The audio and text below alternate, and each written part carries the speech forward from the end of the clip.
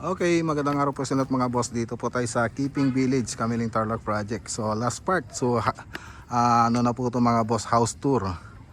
Yan, so nag-turnover na rin po tayo nung nakarang araw mga boss. So itong bungalow na to, may 4 bedrooms na po siya, kasali na po yung master bedroom. Siyempre, may banyo rin yung master bedroom niya.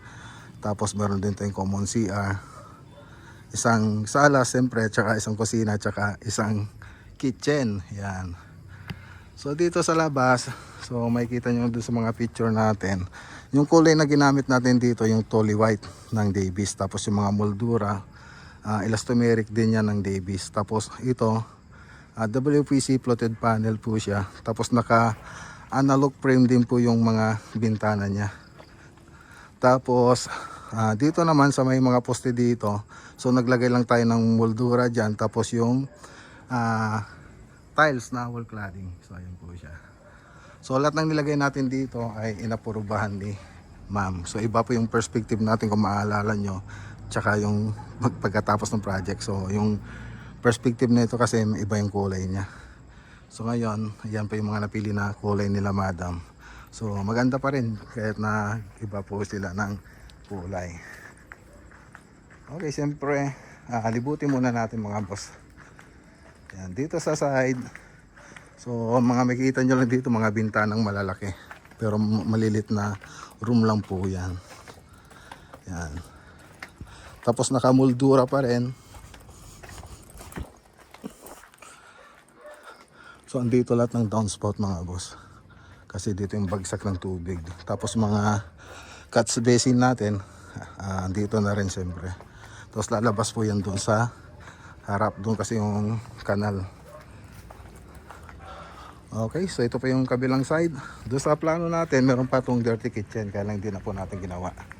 So ditong banda yung dirty kitchen niya. Yan. So ito lang po yung napag-usapan namin nila owner.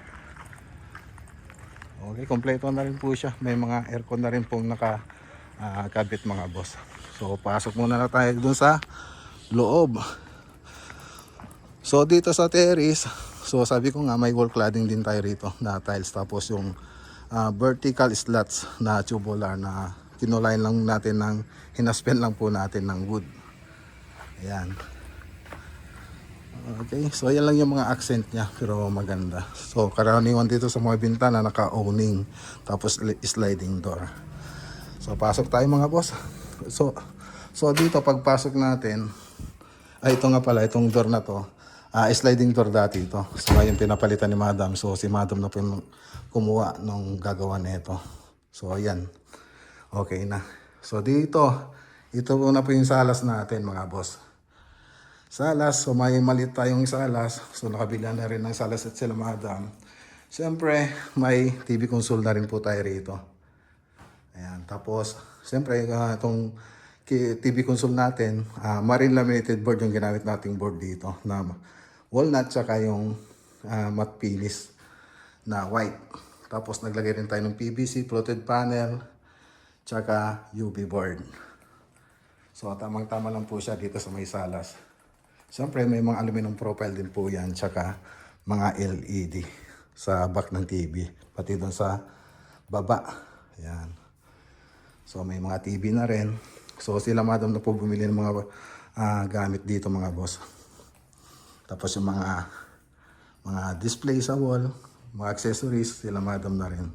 So dito, ito na po yung kitchen natin, ay dining. So may 6 na upuan rin po siya mga boss. So maliit lang po siya, pero nakapagkasya yung yung 6 na upuan dito sa kitchen natin. Tapos yung ceiling pala natin dito, gypsum board po siya. Tapos nag-accent po tayo ng PVC ceiling panel. Tapos mga ilaw, tapos aluminum profile. So tricolor po yan, tsaka with remote. Pati dito rin sa kabilang mga boss. Dito nasa baba yung aluminum profile, dito naman nasa gilid. Dito walang pin light pero naka-cube design, pero dito may pin light pero may aluminum profile sa gilid. So ganda. Okay, so punta naman tayo sa kusina. So siyempre sa 77 square meter, maliit din yung kusina natin. So, pero cute pa rin siya, maganda pa rin po siya. So, ganun pa rin, yung ginamit nating modular cabinet po dito ay marine laminated board na matte white tsaka yung walnut. Tapos naglagay tayo ng aluminum profile na door. Ayan. Okay. Tapos Kalakata Gold. Kalakata Gold yung counter nila. Countertop. Na gawa ni crystal granite. Tapos ito po yung mga accessories natin. Okay. So ayan, may ano rin siya ng mga boss, so corner basket. Tapos dito sa kabila may ano po siya po, pull out basket mga boss. Ayan, may mga laman na. Tapos dito utensil, mga cutlery. Ayan, okay, siyempre shop close pa rin yan mga boss. Tapos may rep sa taas, mga ganito lang naman itsura niya. Yan, ganun lang. Okay. So close lahat po ng ginamit natin dyan na hinges tsaka yung drawer guide. So punta naman tayo rito sa may kwarto. Okay, so yung kulay pala ng wall dito yung whitewash ng Davis. Tapos dun sa ceiling, flat latex lang po yan ng Davis. Tapos dito sa mga kornisa natin, gaya nito ay naka semi-gloss po siya ng Davis. Yan. Okay, so punta tayo dito sa room 1. Siyempre, 77 square meter, may malit din po tayong room. Pero maganda pa rin mga boss. Ayan, no? So flat ceiling lang po siya. Okay, so yung kulay nito light blue, parang sky blue mga boss. Pinili nila. Sir. Tapos siyempre, common CR. Ito pa yung common CR nila. So ang ganda pa rin mga boss, oh, kahit maliit. Ayan, oh. Ayan na natin mga boss, oh. Yun, oh. Oh, ayun, ang maganda. Tapos maliit na sink. Tapos toilet bowl. Tapos yung shower closet. Siyempre may needs pa rin. So sila madam din yung namili ng mga tiles dito na ilalagay. So 30 by 60, tapos doon naman 40 by 40. So dito sa flooring naman 60 by 60 yung ginamit na tiles. So porcelain. So dito naman tayo sa kabilang kwarto. So ganun din, magka-pares lang sila ng size ng kabilang kwarto mga boss. Ito parang panglalaki naman to, doon sa kabila parang pang babae. So ayan, no. So flat ceiling din po siya. So may gamit na rin po mga boss. Tapos may barrel, oh. Tuigan lang mo yan mga boss. Okay, so dito sa kwarto, so wala pang nagkakwarto dito kaya pa walang gamit. So may magamit pa pala kaya wala pa nagkakwarto. So flat ceiling pa rin po siya.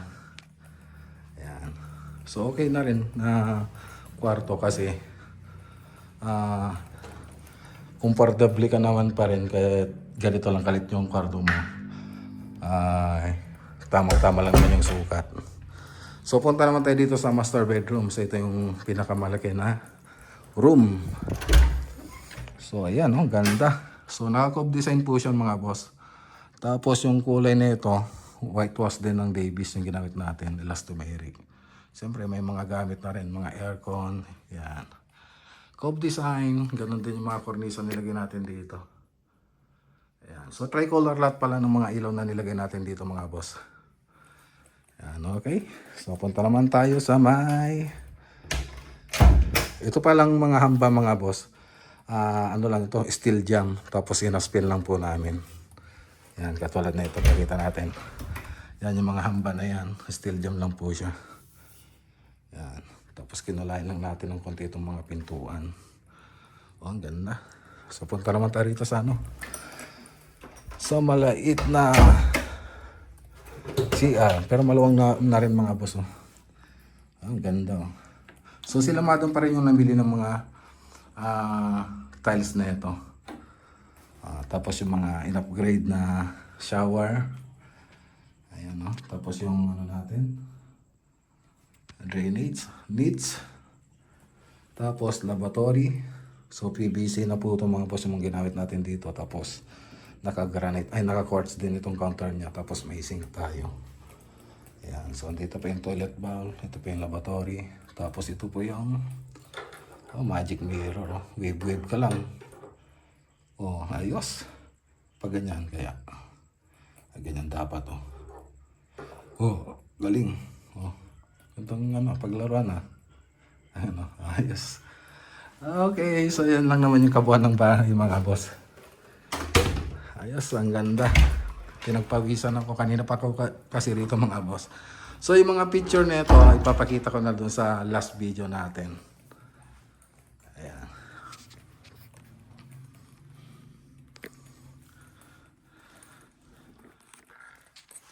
Teka.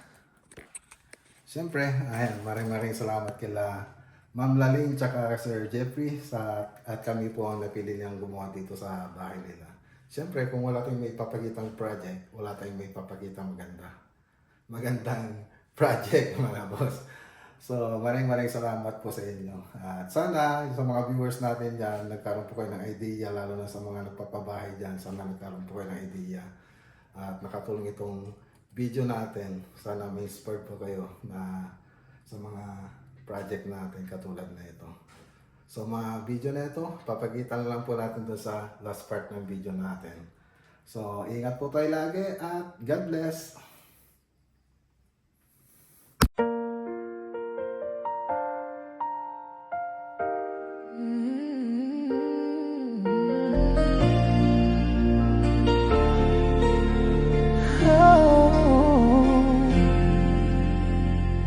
Bawat pader na itinatayo,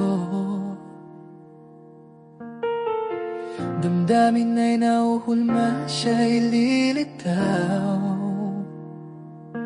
Mula sa lupa, pangarap ay umahon. Bahay ng Team LV, lahat ay magtatagumpay. Tagamak Lagunila, kami nagkaisa, simula sa halik ng araw. Tila bago ang umaga, may lakas sa iisang puso't diwa. Bahay serye ating simulan, puno ng saya.